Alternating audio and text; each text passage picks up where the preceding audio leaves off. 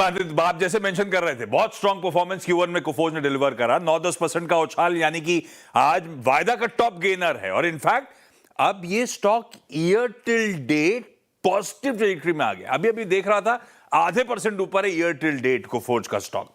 Numbers comparable नहीं है, क्योंकि जैसे आपने मेंशन करा था, इनकोरा होल्डिंग्स जो यूएस में फर्म एक्वायर करी थी इन्होंने, उसके नंबर्स भी अब इंटीग्रेट होके इस फाइनेंशियल्स में इंक्लूडेड हैं। पर हां, जो नंबर्स आए रिपोर्ट करे वो बताता हूं आपको। कंसोलिडेटेड आय तिमाही दर तिमाही 21%, डॉलर आय 21% का जंप, मुनाफा 15% गिरा, पर उसमें एक्सेप्शंस हैं। ऐसा कहिए कि एक्विजिशन रिलेटेड एक्सपेंसेस थे, वो एडजस्ट हुए। एक्विजिशन को हटा दूं तो organic constant currency revenue growth, जो हर बार हम लोग आईटी कंपनीज के लिए ज्यादा चर्चा करते हैं, वो केवल 1.1% बढ़ी। तो फिर इतना स्टॉक एक्साइटेड क्यों?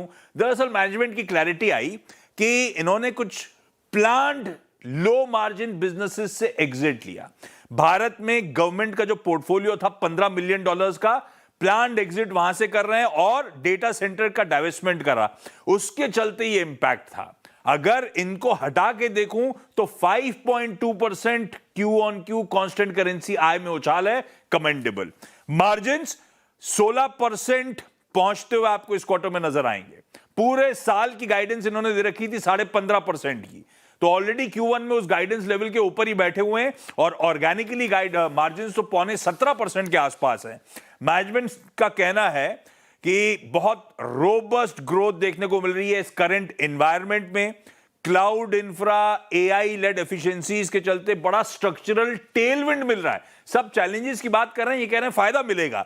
इनका कहना है कि Q1 एक एक्सेप्शनल क्वार्टर था, हमने स्टेज सेट कर दी है, बढ़िया ग्रोथ Q2, Q3 और Q4 में आएगी, इसीलिए FY27 एक एक्सेप्शनल परफॉर्मेंस का साल हो सकता है इस कंपनी के लिहाज से, ऐसा सीईओ साहब का कहना। इनफैक्ट वो जो 15.5% की मार्जिन गाइडेंस की पूरे साल की बात करी थी, कह रहे हैं हम एक्सपेक्ट कर रहे हैं कि उससे बेहतर ही डिलीवर कर रहे होंगे।